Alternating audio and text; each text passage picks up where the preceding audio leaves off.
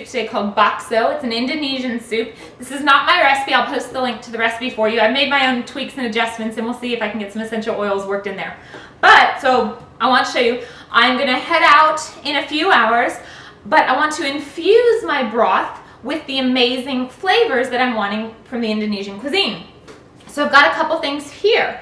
I have ginger, and this is a root called galangal, which if you can see, they're similar. They're in the rhizome family. They are different though. Ginger can be grated. Galangal, this is the first time I've ever found it. I also found it at the same Asian store, and it was frozen. It was in the frozen section. This one cannot be grated. This one you would want to slice up and do just like we're going to do today to flavor your broths. And sometimes you'll see it like in Thai soups or curries. You might see a big piece of something that you chew on that's not very edible. It's probably galangal. And I also want to show you, this is turmeric, which is in the same rhizome family. So I'll show you what those guys look like.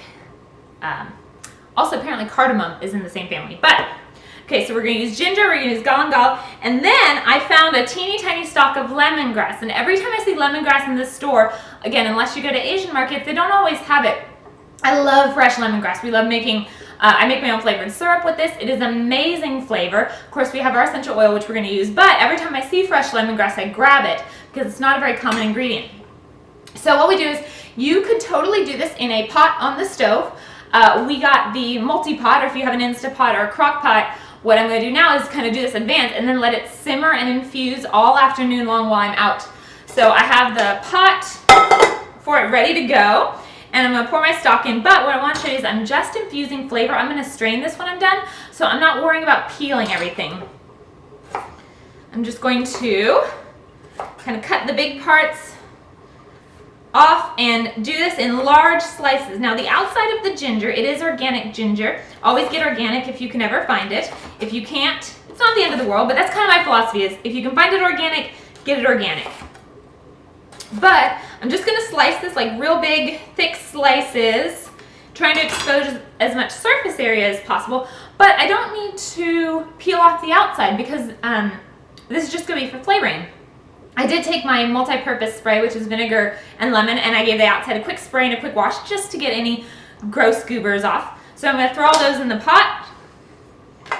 And the galangal, which like I said, I've never used this before, so I'm quite excited to see what the flavor of this is going to be like.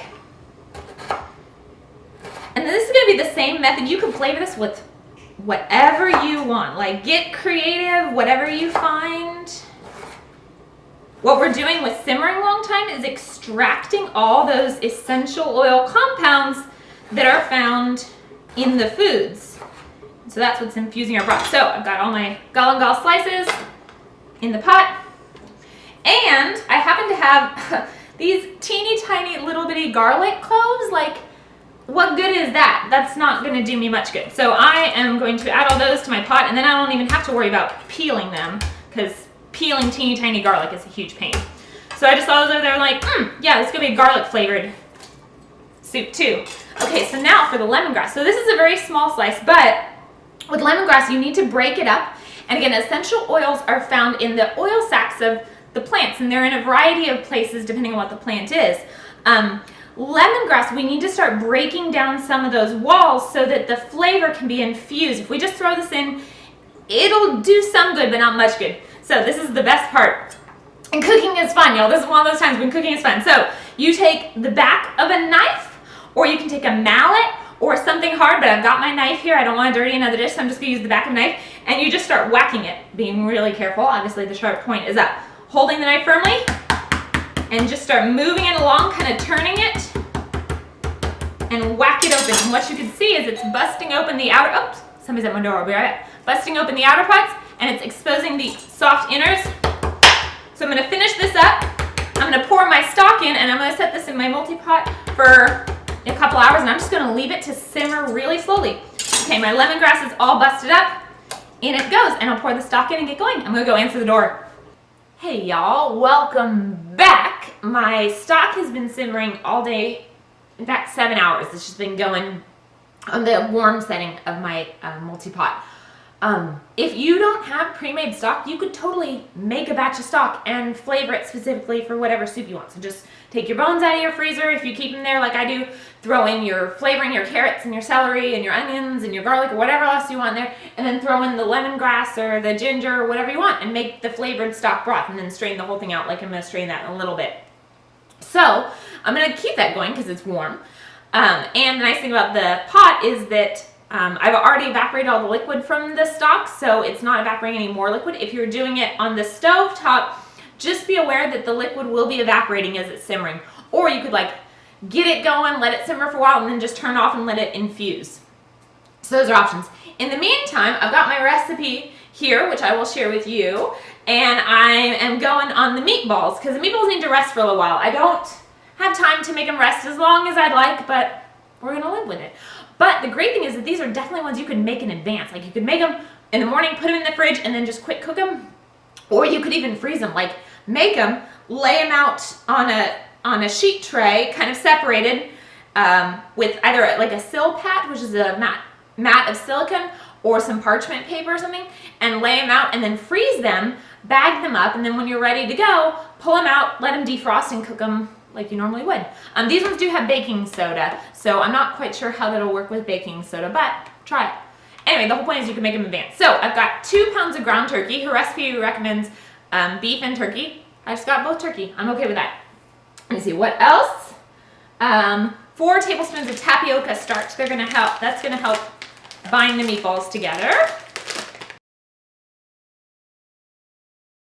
It's pretty messy, so I keep a rubber band on it. Okay, we've got garlic powder and onion powder. How much do we want? Half a teaspoon of each of those. Might as well do a generous half teaspoon. Garlic. Onion. We've also got a tablespoon of fish sauce. So fish sauce is phenomenal flavoring. And since we've gone gluten-free, we don't do soy sauce anymore. We're also trying to avoid the soy. So you lose a lot of flavor that way. So we've got liquid aminos, and we do fish sauce in a lot more recipes. And if you get a good quality fish sauce, like look for ones that haven't been, you know, MSG added or anything like that. Come on, comes out a little bit slowly. This is a fantastic flavor. It's a little bit funky because what they do is they kind of let fish ferment. They salt them and then let the juice run out. But adding some other sweet flavors and adding like your herbs and stuff, this is just great balance. So there's a tablespoon of that, a teaspoon of salt. So as always, our good mineral, our sea salt, black pepper, and I always, it says half a teaspoon. You could like grate it if you want and then measure it out. I just grate it right in. So it's gonna take a moment. Yes, I always grate my own black pepper unless I need like a lot, but you get so much more flavor by using the whole peppercorns and grating them fresh. Same with like nutmeg. I buy the whole nutmeg and then grate it fresh. If I could do all the herbs that way, I would. It's not always available, but as often as I can, I buy the seeds and grind them myself. All right, black pepper, baking soda. Hold, please. I forgot the baking soda. So the neat thing about the baking soda is it's actually going to leaven our meatballs. So make them like light and fluffy, and my kids loved it. Like they're really delicious. So half a teaspoon of baking soda. If I still had any of the ginger left, I threw that all in my stock, but I would grate some ginger in here. I don't. You could also add whatever flavors you want. But my secret recipe, or my little secret edition, is this is where my essential oils come in. So again, if you don't have ginger on hand, if you don't have fresh lemongrass on hand, them in a bottle. So I'm going to use my regular trick and mix it with a little bit of oil. This is not part of the recipe, but this is, and what I want to encourage you, this is your artistic liberty. Like, be thinking flavors. So ginger, it does have in the recipe for here. I don't have fresh ginger, so I'm going to use ginger oil, plus it's also in my stock. And then what else, thinking flavors? Okay, lemongrass is in my stock, so I'm going to use lemongrass. You could do cilantro, you could do lime, You could do wild orange, you know, going for kind of those Asian flavors. Now, both of these are very strong oils. So if I was doing a whole recipe by itself, I would make sure to use 1 drop of lemongrass because it can easily overpower the recipe. However, because I'm going to be cooking the meatballs, I need to acknowledge that some of the flavor is going to be affected by the heat, by the boiling of the meatballs. But obviously, what's inside is going to cook gently. So I'm going to go for 2 drops of the lemongrass for my meatballs. So when I'm cooking something, I add a couple more drops, knowing that the heat will affect these. If I was going to add it at the end, I would make sure to only add 1 drop, or I wouldn't add as much of this if 2 drops fell in. Ginger, I'm going to do the same. I'm going to go for 2 drops. And then the idea is that these will lightly flavor our meatballs. Okay, pouring that in. Her recipe has us do this in the food processor, which I think is a great idea because it gets it all homogeneous. The only thing is you want to be careful not to overmix. So I'm going to puree this real quickly. Okay. And that's what we're looking for. It's not the prettiest, but it's kind of tacky, gummy. Looks all mixed in. Yeah. Okay, I'm going to let this sit and rest a bit. Theoretically, if I was following the recipe well, I would cover it, put it in the refrigerator, and let it sit for a little bit, but I don't have that much time. However, I'm going to let it sit for a bit and go wash my fingers. Okay, so my meatballs are resting. I want to cook the meatballs kind of last because I want them nice and warm. I've got my stock is nice and warm, so I'm going to prep all the other things. My water is boiling and ready to go for the meatballs, so I'm just going to turn that down and keep it warm. Clear my space because good chefs work clean. So the really fun thing about this soup is all the other things that you get to add to it. So I think in her recipe, she finishes it with some cabbage and some julienne carrots. So I went ahead and got some pre-shredded carrots. Total cheat there. We did this the other day. I was testing it for you, and we did it with bok choy. And my kids are not wild about the white part of bok choy, but my husband and I love it. And so what I did is I sauteed some greens, and I cut off the green part of the bok choy and added it to the sauteed greens. And then I did a little pile of those on top. And then I just quickly blanched the stems that I used for me and Dominic. So I'm going to do that again because this is what I have left. You can, again, sauteing greens. You can, I've got some leftover like zucchini noodles or the zoodles, if you want to call them.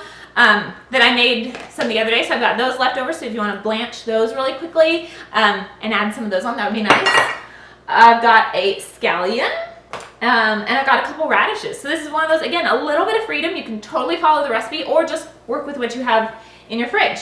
So I'm going to prep these and get them ready to go. These are, these are from my childhood. My mom had these, and we've got some of this, and she calls them, they're bowls, and I named them vegetables. So I love doing little toppings for things in this because toppings make food a lot more fun, and kids, it really empowers kids to get to add whatever toppings they want. Like, they get to choose what they want to eat. So we love doing foods that have a lot of toppings. I'm going to finish prepping my sides, and I'll show you how I cook the meatballs in a moment.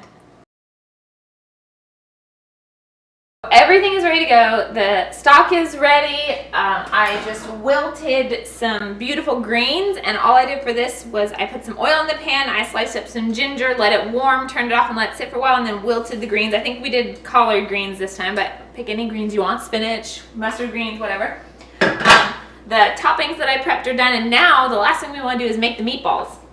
So for this, my little trick is use, my old chef used to call these patty whackers because one of the ladies we work with was named Patty, so you whack patty. But so we use a patty whacker, or you can use a strainer, and I actually am going to use both because I want to do larger batches of this. So these meatballs, the best, easiest thing for forming your meatballs is ice cream scoop. Is an ice cream scoop, yeah. And there's a neat little thing where you can kind of like squeeze it out between your hands. That's what she does in her recipe, but this is faster.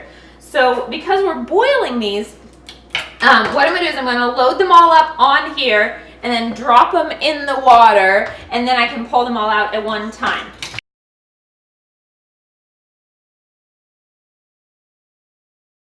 So So we've got the meatballs prepped. That didn't take too long at all. My pot likes about 10 or 12 meatballs at a time. You don't want too many because they don't have room to move. So what we're gonna do, okay, Felicity, you wanna help me grab that one? I still have my turkey finger, so I'm trying not to touch things with my turkey finger. Pull off. Got the water boiling. I'm actually gonna turn that up. Always season the water. Always salt the water. If every time you're doing any kind of pasta, meatballs, vegetables, lots of salt. And lower these very gently, and they're gonna go in the bottom. Here, wanna lower? We're gonna wait a moment, and as soon as these start boiling, these are a little bit large meatballs. I'm gonna set a timer for 5 minutes. If they were slightly smaller meatballs, we'd go a little bit less. Okay, they are floating to the top. 5 minutes. When the timer goes off, we're gonna pull them out.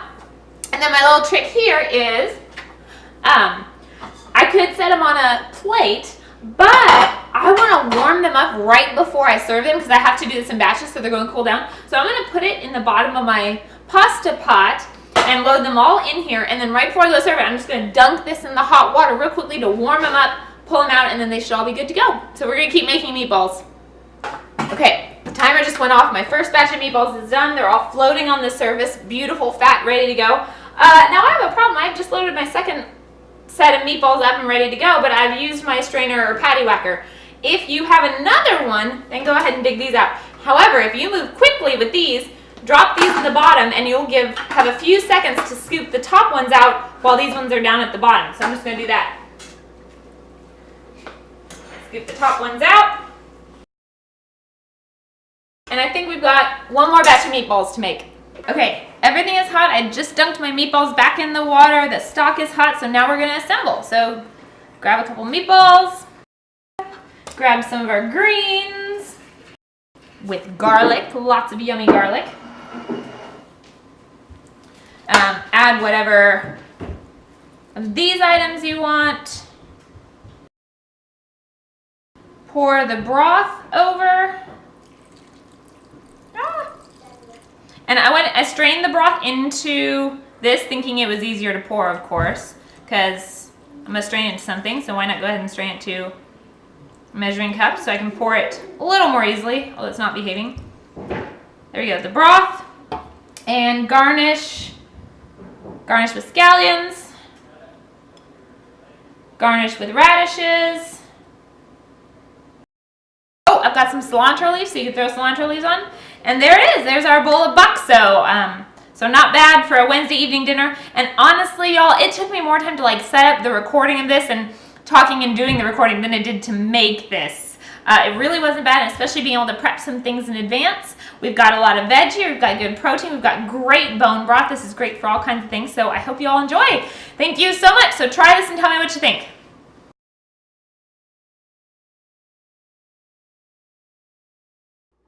What you doing, Felicity? Making the meatballs. Let me see. Nice. Scripture says, train a child in the way they should go. Making meatballs looks pretty good. It's even yucky. Look at my yucky finger. Ooh, is cooking fun? Maybe. And messy? Yeah, totally. Yeah, totally messy.